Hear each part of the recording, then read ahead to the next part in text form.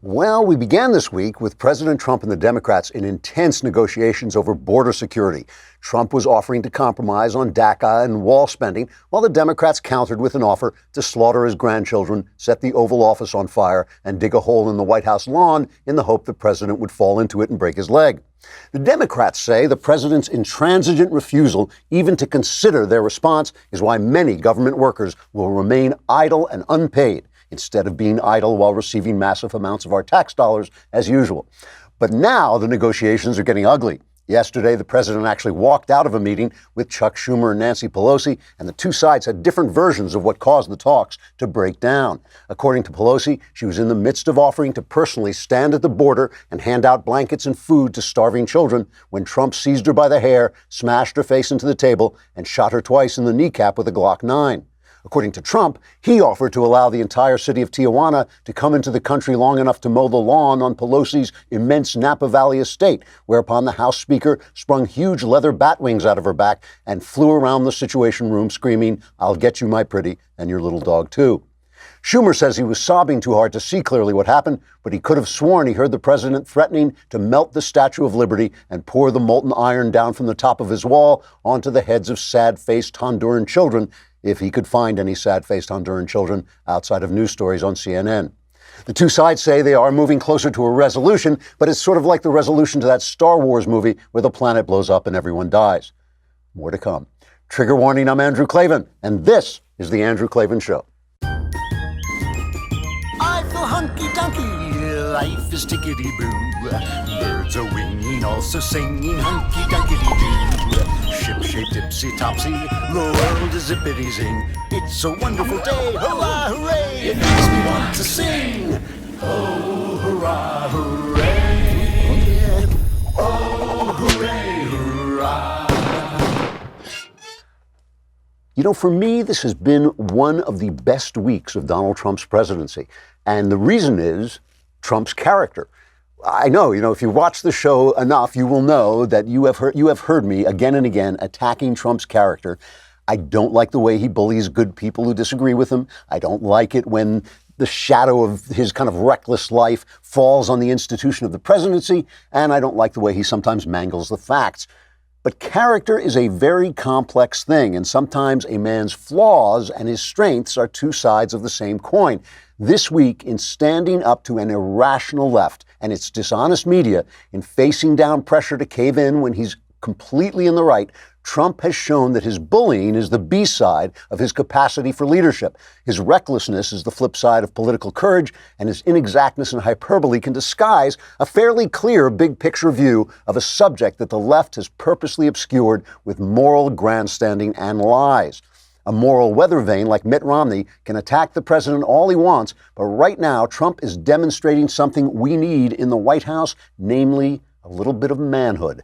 More on this, but first we got to talk about calm. I was a big student of Zen, and I found that focus and concentration and what they now call presence can improve your life immensely. It can improve your performance at work. It can improve your focus when talking to people. And Calm is an app that will help you train your mind and focus your mind in a way that will make you more relaxed, make you sleep better, just as I say, make you more focused at work. Calm is the #1 app to help you meditate, sleep, and relax. Practices like meditation and prioritizing sleep leave you feeling more rested and give you more energy. So head to calm.com/Klavan and you'll get 25% off a Calm premium subscription. It has guided meditations on issues like anxiety, stress, and focus, and it has sleep stories, these bedtime stories for adults, which I listened to one of these with Stephen Fry, and it made me laugh because it was so calming and relaxing, and then I fell asleep halfway through it. So it works pretty well. For a limited time, Andrew Klavan Show listeners get 25% off a Calm premium subscription at calm.com. That's calm.com/Klavan. calm.com/Klavan. Get unlimited access to all of Calm's content today at calm.com/Klavan. Give yourself the gift of Calm this New Year's. It might change your life, and for the better, and you'll learn to say to yourself as you drift off, how do you spell Klavan? It's Klavan. Oh, and by the way, we have Brad Meltzer on today, a really fine best-selling thriller writer, but he's written a new thriller about this plot in 1776. I'll let him tell you about it, but you'll want to stay tuned and listen to that. You know, Trump has really won me over on this issue.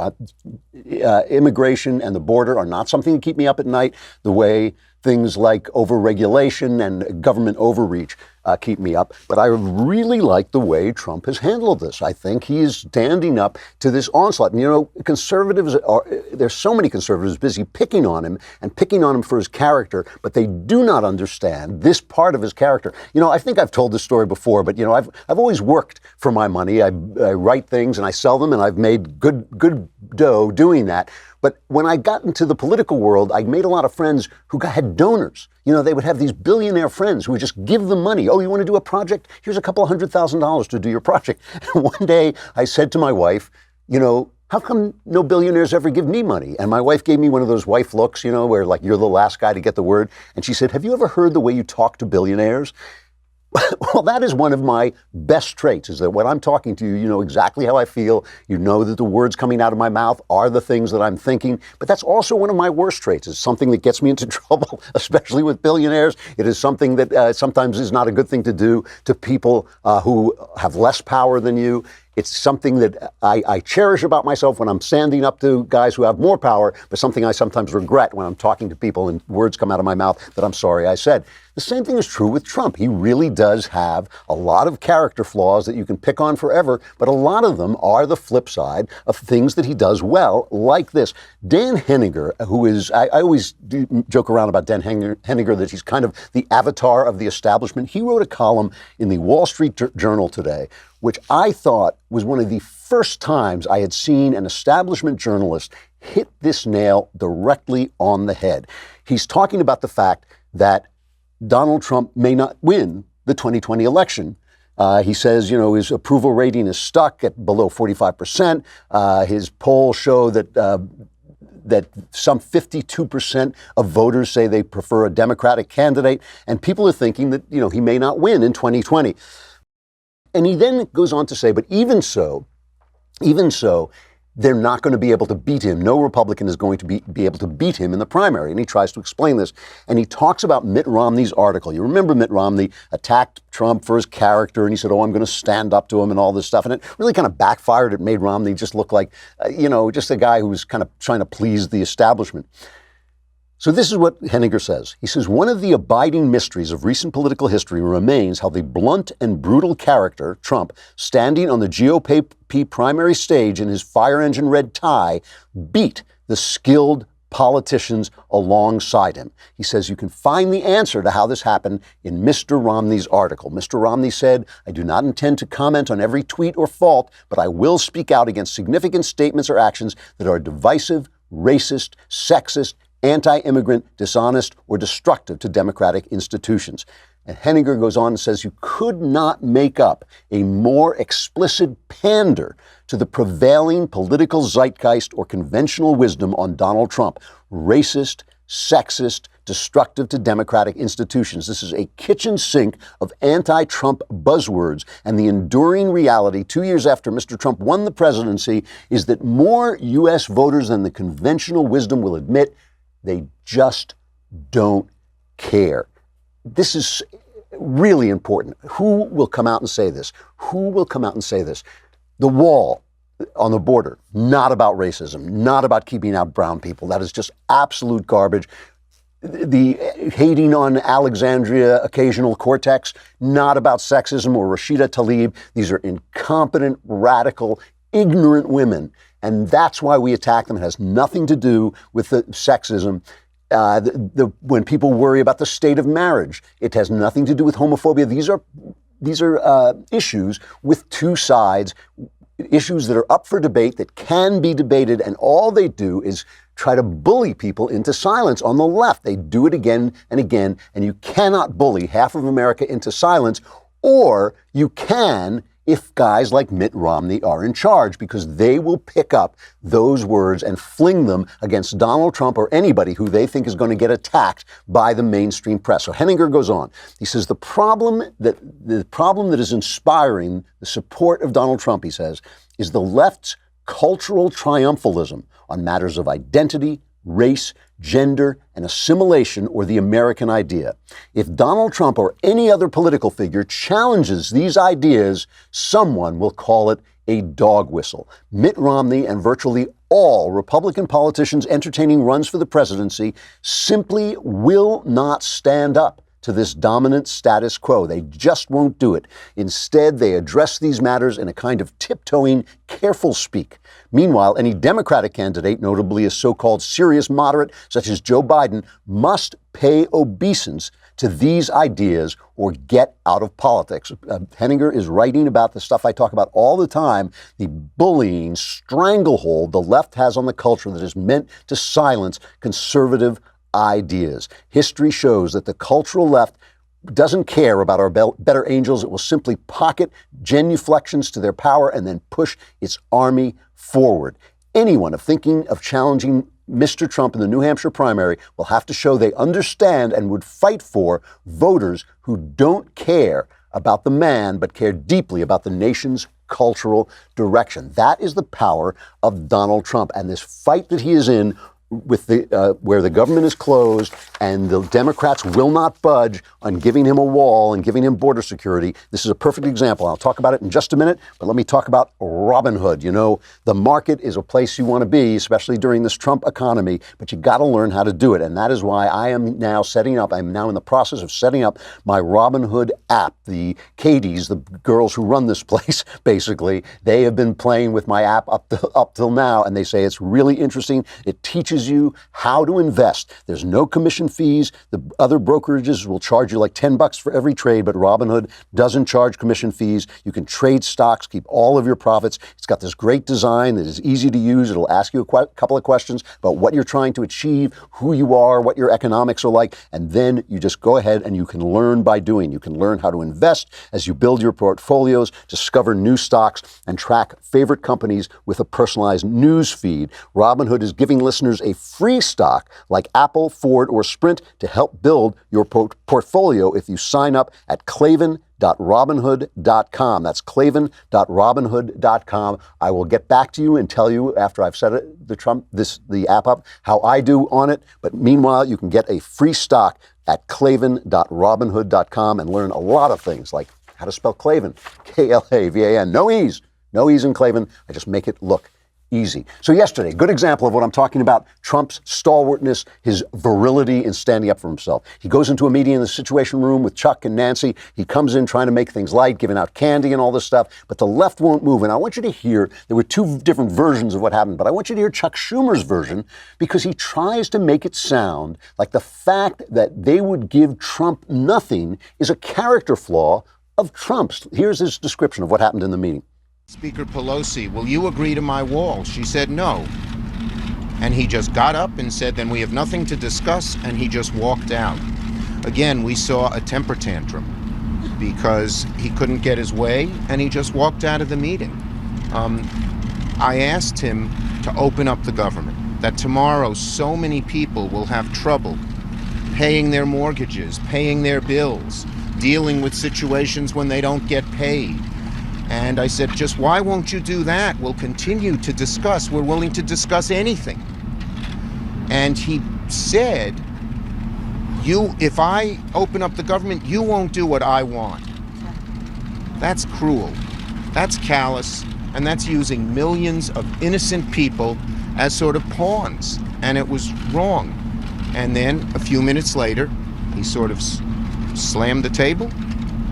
And when Leader Pelosi said she didn't agree with the wall, he just walked out and said, we have nothing to discuss. So they'll give him nothing, but it's his fault for walking out. And Trump just said the meeting was a waste of time.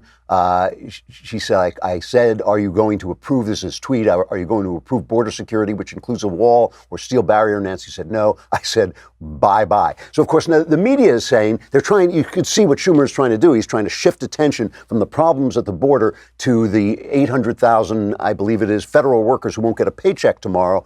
You know, boo-hoo, but really, this is the fight they're in. And so the media, as always, the toadying media, they pick up the narrative from the left and they say to Trump, well, shouldn't you open the government and then negotiate? So John Carl from ABC pulls this on Trump and Trump rips him to pieces.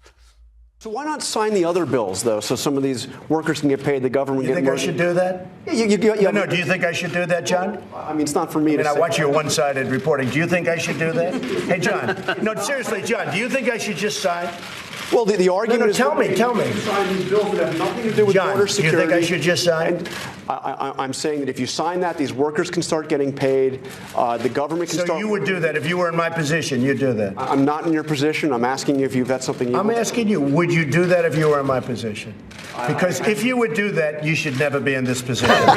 Because he's right. Because you'd never get anything done. Goodbye, everybody. Because you're right. He's right. They just told him. Nancy Pelosi just told him, will she compromise if he opens the government? And she said no. So why is Carl even asking the question? Trump is absolutely right. So now the media brings out its big guns. They want to tell you that everything that they did this fact checking. I talked about this yesterday, this fact checking that was not fact checking. It was simply checking Trump's facts with the press's opinion. And one of the big things is Trump has talked about the crime that comes over in the person of illegal immigrants. So let's just find out for a moment if the press is unified in their opinions on this. This is a montage from Newsbuster as they sell the narrative that this is nonsense, that illegal immigrants do not commit more crimes than citizens. Even illegal immigrants to get across the border commit crimes at a lower rate. It's a political point. As well as I know that these people commit fewer crimes than citizens commit. You know that they make neighborhoods safer, not more dangerous, according to the statistics. The president's been focused on so-called migrant caravans heading towards the southern border. He says those folks are a threat to public safety. But we know that nationally, as immigration has gone up, violent crime has gone down. And according to the Cato Institute, not exactly a liberal organization, undocumented immigrants in Texas, for example, were responsible for less crime per capita than their native-born counterparts. That's true in key areas from theft to, yes, murder. You would think that undocumented immigrants are bringing higher rates of violent crime to the United States. Well, guess what? They are not. Statistics, facts, show that they're actually less likely to commit violent crimes than U.S. citizens are. Trump's assertions that immigrants bring crime and disease with them across the southern border. That would be a rational argument, maybe, if it weren't false. Okay, so they're all agreed. Not only are they all agreed, but when Steve Cortez tried to tell Chris Cuomo and Ana Navarro on CNN, Cuomo got in his face and just insisted that there couldn't possibly be any doubt about this. And Ana Navarro, a genuinely arrogant fool, started polishing her nails to show how bored she was by the idea that illegal immigrants were killing people.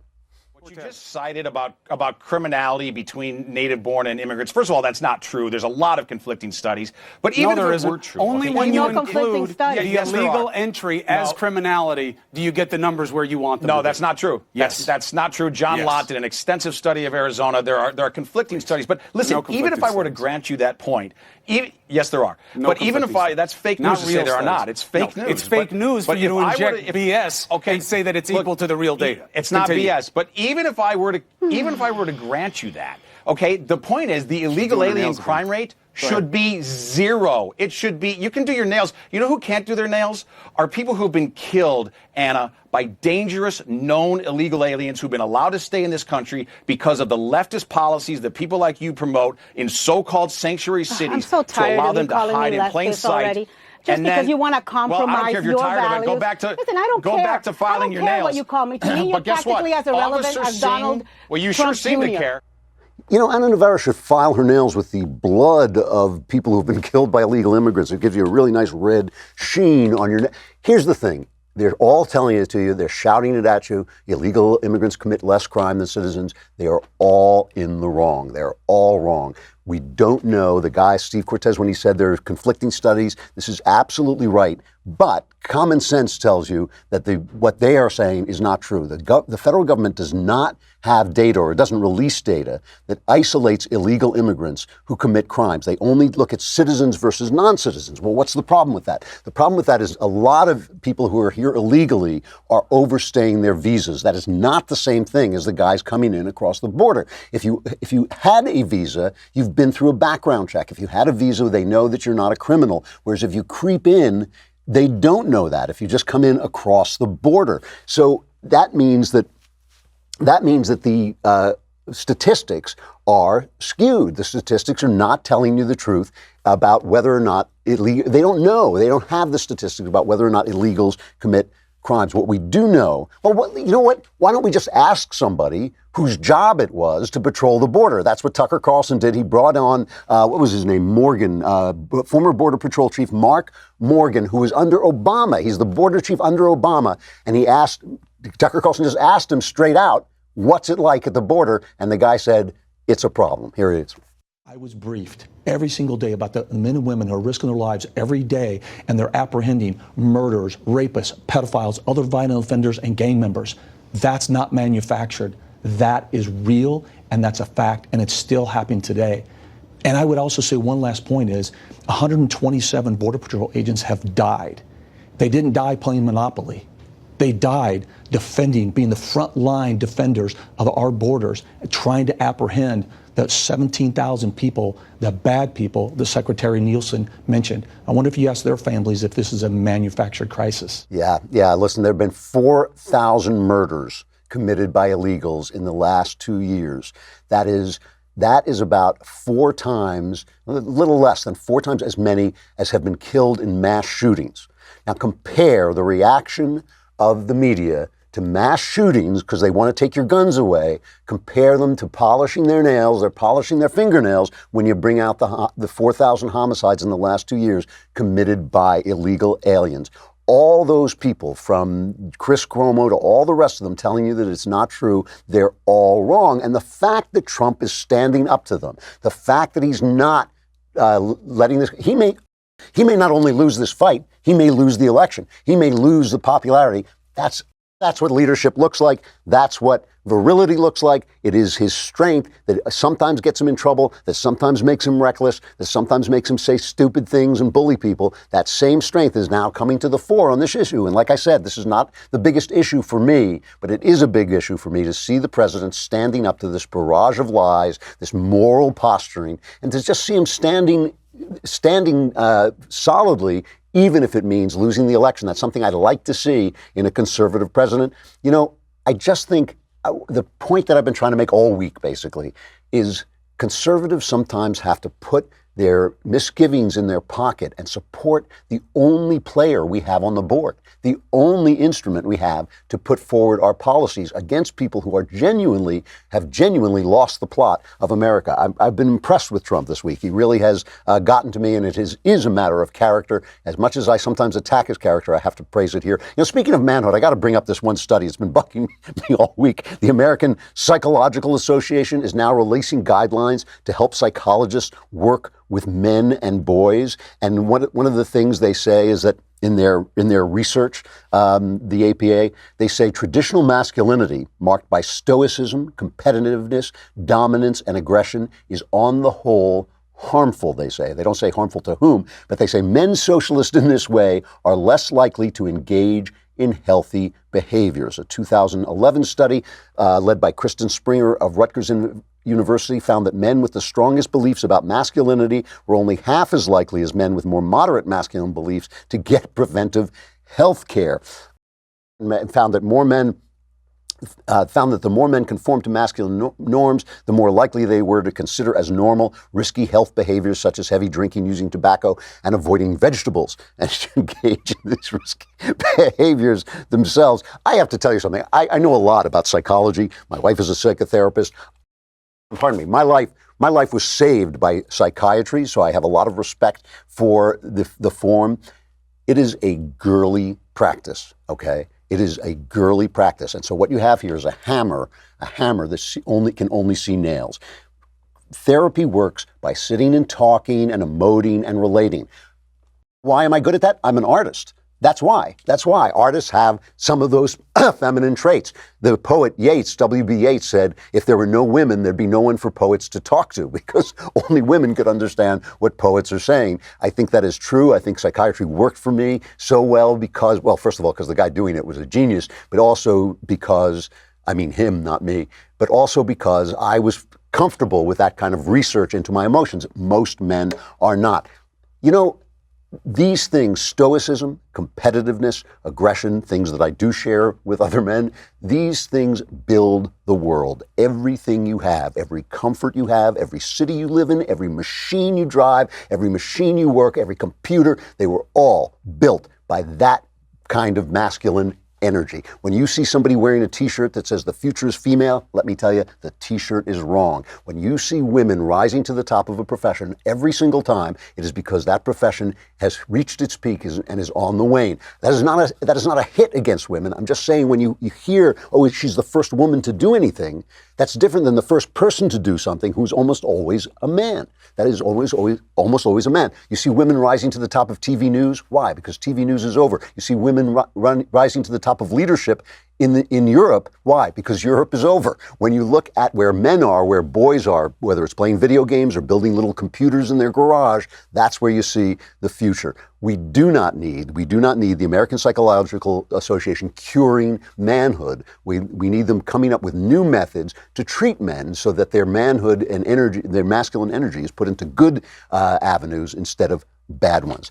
All right, let me bring on Brad Meltzer. Are we going to stay on, guys? Yes, we're going to stay on, but that's no reason, that's even more reason to feel guilty and subscribe to dailywire.com. It's a lousy $10 a month. For $100, you get the entire year, plus the wonderful Leftist Tears Tumblr. You can be in the mailbag and ask questions. So come to dailywire.com and subscribe. Brad Meltzer is a terrific thriller writer, a #1 New York Times bestselling author with books such as The Inner Circle and The Escape Artist. He's got 9 other best-selling thrillers. He's also authored nonfiction books that have been bestsellers like History Decoded. His new book is a true thriller story that takes place in 1776. It's called The First Conspiracy, The Secret Plot to Kill George Washington. Brad, it's good to see you. How are you? I'm good to see you, too. I think I saw you once at one of the Edgars or somewhere. I think it was the International Thriller Writers we talked. Oh, maybe it was ITW, yeah. We got it. The thing is, you know that whenever writers get together at these events, it's like group therapy.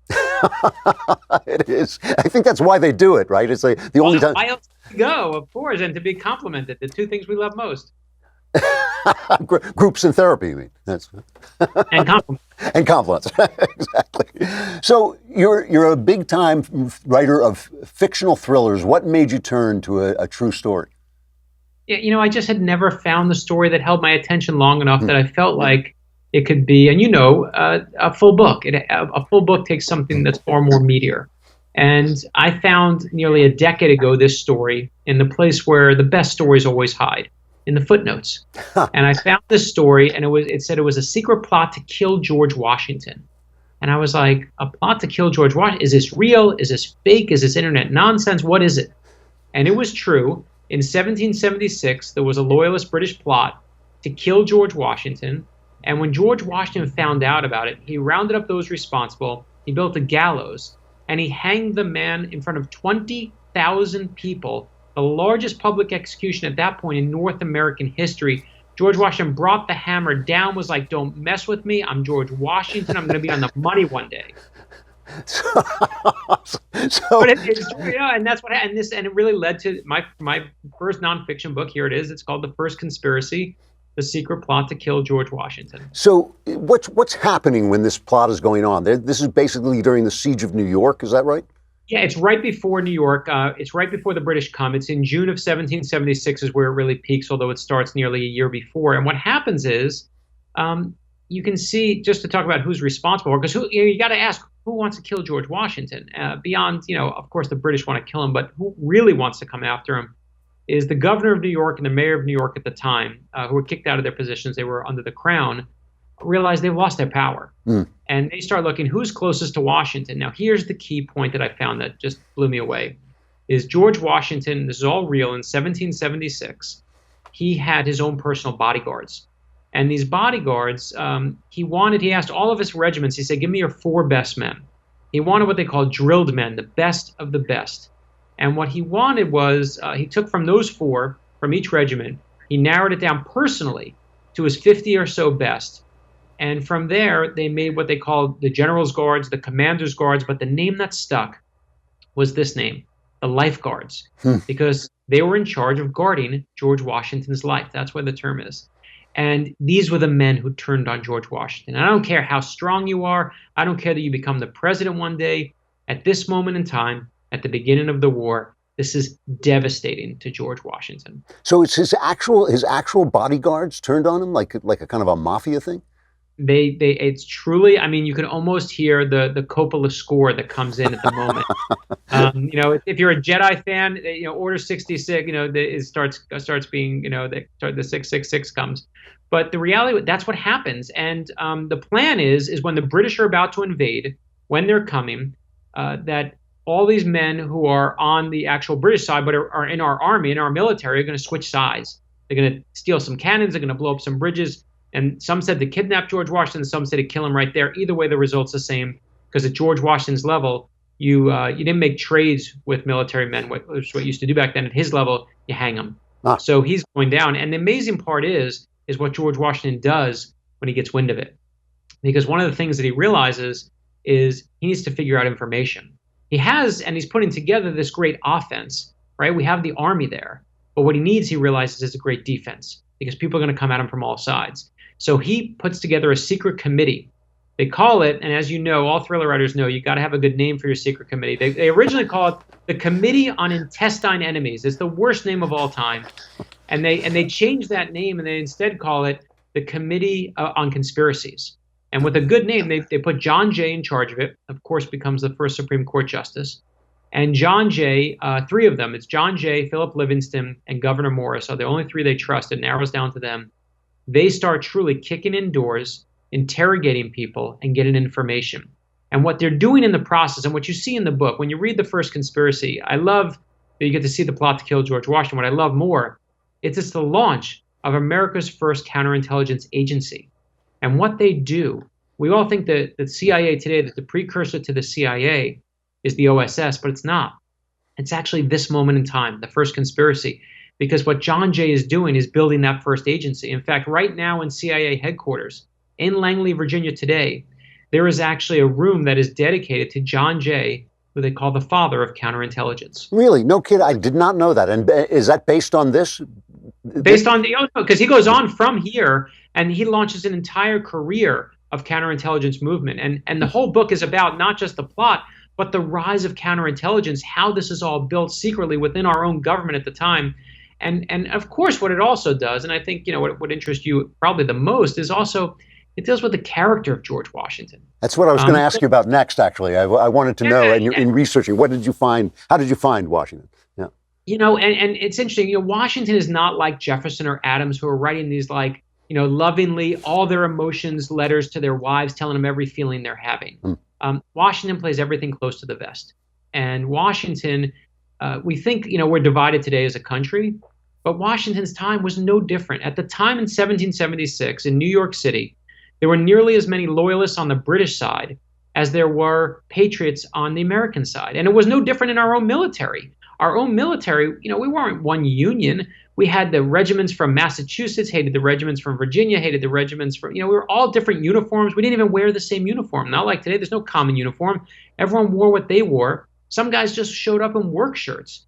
And there's an amazing scene in the book where George Washington comes in and he sees the Massachusetts regiment at Harvard Yard is meeting the Virginia regiment. And the Virginia regiment is wearing this kind of frilly uniform. They make fun of them. Fight breaks out. These guys start going at it.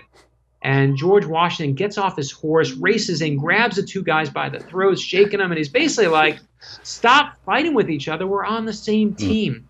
And man, if ever there were a metaphor for where we are today, that's it. Right, George Washington, there was no United States back then. We have leaders right now. Again, forget about politics. I mean, so often they take flags and wrap themselves in it. was no flag back then. There was no United States back then. George Washington helped build it by putting his arms around it and willing it to be. And to me, I think, what I love is, yes, you see the counterintelligence part. Yes, you see the plot to kill him, but you get the depth of George Washington's character. It is an amazing thing that for all the kind of revisionist history, he's the one guy they don't seem to be able to lay a glove on. He actually was what everybody saw at the time. He was basically the heart of the country, and without him, there would be no country. Yeah. That's right. I mean, one of the things that my favorite moments in the book is this moment after the Battle of Brooklyn is taking place, and we're in the middle of the Battle of Brooklyn. And we all think again, we held hands. This is how we teach it to our kids. And we dreamed a good dream, and we all came together and we took down the British, and then the end, and everyone lived happily ever after. But it was not like that at all. We got our rear ends kicked. The British wiped the floor with us in Brooklyn. Yeah. George Washington got out-generaled. He didn't have the experience of the British generals. Or what did he have? We didn't have gunpowder. We barely had shoes. And in that moment, George Washington could have beat his chest and said, we're going to go out in a blaze of glory. We're going to take all of them with us. We're the machoest and the best around. They're going to remember us for the ages. But he doesn't.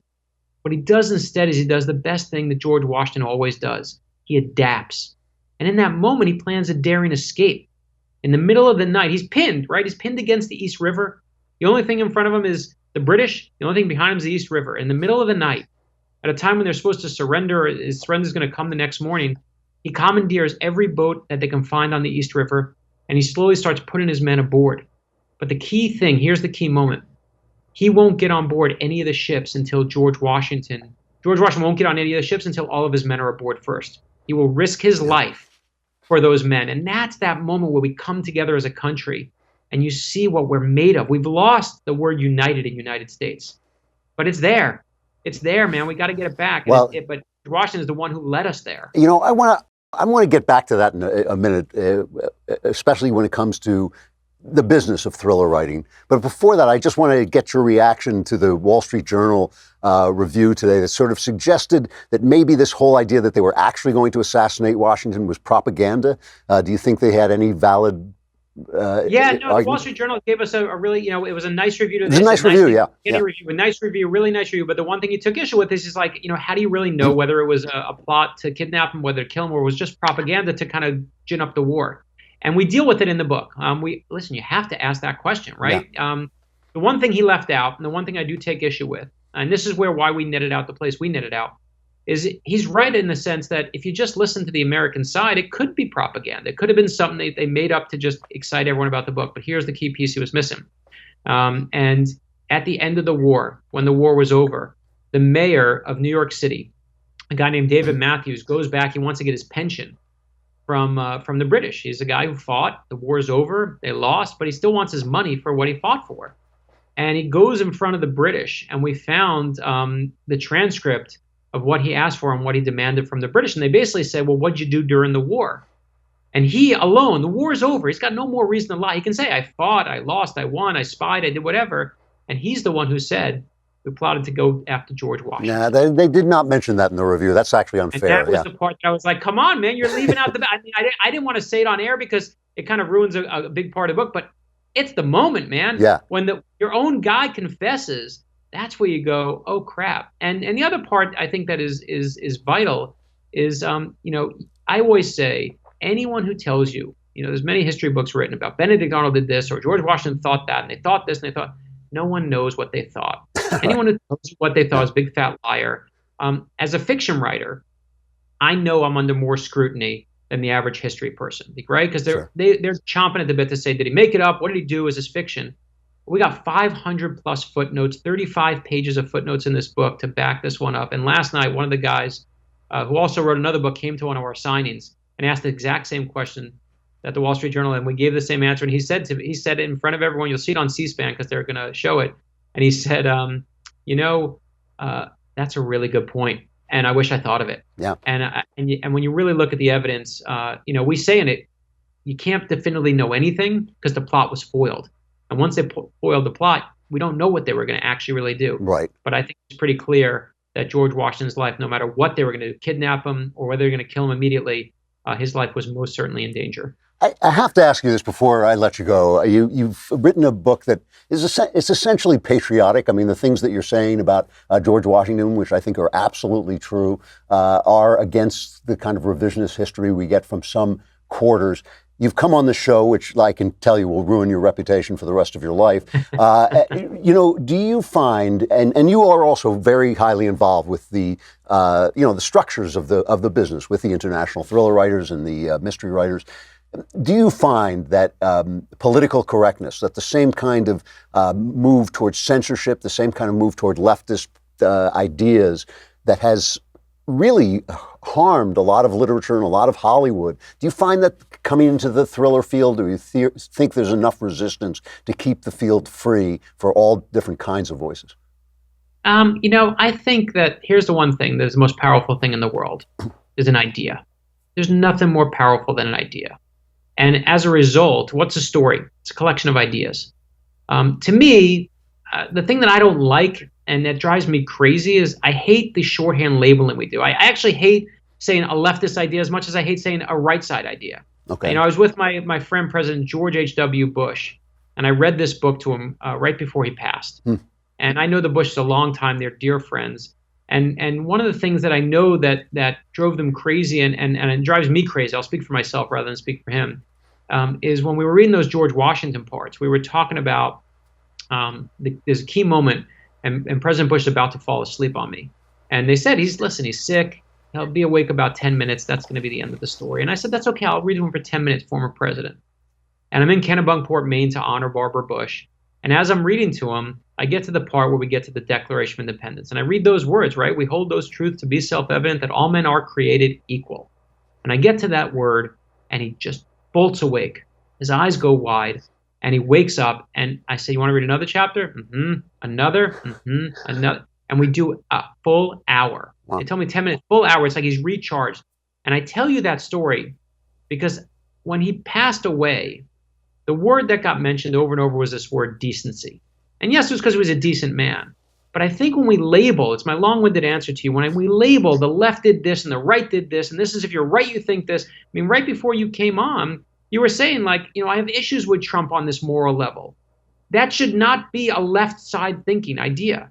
Right? Sure. We should all be able to say there's good parts, there's bad parts. Instead, what we do is we want to divide everything to black and white. You're left, you're right. That's how we've made our decision on you. And in this book, you'll see one of the things we write about. The great thing is that equality. We have to see ourselves as equal and assume we're all equal. And if you do that, then criticize all you want, but show respect, show decency. That's what's lost. And when we lose that, those voices. That's what kills voices. Now, is there a conspiracy by the left side to keep right side readers out? I think if you have a good voice and you have a good story, nothing can stop it. There's nothing more powerful than that good story and a good idea. And you see it all the time. You see those that no matter what do you want to say, something's controlled by this side or that side. You can bring the most liberal author in the whole world and break them through sometimes on a conservative show, and you're like, wow, that's just a good idea. Yep, and the same is the other way. And that's what I believe in. I believe in a good idea. Brad, speaking of good stories, the story about Bush is a great story. Your book is The First Conspiracy, The Secret Plot to Kill George Washington. It's really good to see you. I hope I see you again soon, and thank you for coming on. I appreciate it. Thanks. I appreciate it. Thanks, sir. So I have to end with what has to be my favorite story of the week. Our producer, Rob Sterling, who's now, we now have to call you the king of producers or something? Producer, yeah, something, His Majesty, the producer. He found a story on Vice, and I went to look it up when he told me about it, and it had been disappeared somehow. But it is now back on another website. It's a review of an art installation called Black Power Naps by Janine Francois, and the headline is Reparations for Black People Should Include Rest. Just as sleep deprivation was used as a means to control slaves, the modern-day sleep gap weighs down many black people today. Black Americans are 5 times more likely than white Americans to get less than 6 hours of sleep per night. I must have, I must be partly black. They're more likely than white Americans to feel sleepy during the day and on an average get an hour less sleep per night than white Americans. There's no scientific consensus on what specifically causes the sleep gap, as reported by the Atlantic Atlantic in 2015, however, leading theories point to both experiences of discrimination and structural inequality, aspect of one's environment that make one feel unsafe and insecure as root causes. Just as sleep deprivation was used as a means to control slaves, the modern-day sleep gap continues to weigh down many black people like me today. I can feel it in me. It breaks my spirit as I exist in between half-conscious states, never fully awake or asleep, never able to distinguish between the two. This may be the true power of racism. Its force encompasses everything, seeping into our dreams at night and deflating our capacity to envision a better future. Let me tell you, she's describing my life. I don't think this has anything. Anyway, she goes into this art installation where you're supposed to, black people are supposed to take a nap. And she says, black power naps complicate the idea, the installation complicates the idea of reparations for black people, reminding us that reparations are not solely about money, but also time. Time is an asset in capitalism. It is in itself a kind of privilege that is translated into financial wealth for white people. If we reframe centuries of unpaid black labor as sick leave, annual leave, or overtime, then we, the descendants of the enslaved, are heavily owed. They're owed a lot of vacation time. We also have reason to be restless, angry, and ready to explode. This sentiment is shared by the artists who believe a call to action means front lines existing in our bedrooms as well as in the streets. This is what black people need: more sleep. They need, we need to give them our sleep. Somebody has got to teach people on the left in general, but really on both sides, has got to teach people that words can take you anywhere. They can take you into all kinds of nonsense and make it sound realistic. Think for a minute. Think for a minute about reparations. If you just use your imagination, can you imagine reparations making anyone's life any better? Can you imagine being paid for nothing that happened to you by people who did nothing to you? Can you imagine that making your life better? But can you imagine also the idea that you are somehow owed vacation days because of slavery? That you are owed vacation days because of things that happened to dead people, that were done by dead people? It's nuts. It is nuts. And it's just the wonder, the absolute glory of language, that it can take you into these crazy places and make you sound sane. But I just love the idea that we owe black people sleep. If anybody is owed sleep, it's me, damn it. And I would in fact, I'm demanding right now that you send your sleep to me, because I'm so far behind. If I could have the hours I lie awake back, I would be 27. All right, that's it. The Klavanless weekend is upon you. I'm sorry to tell you. Survivors, gather here on Monday. I'm Andrew Klavan. This is The Andrew Klavan Show.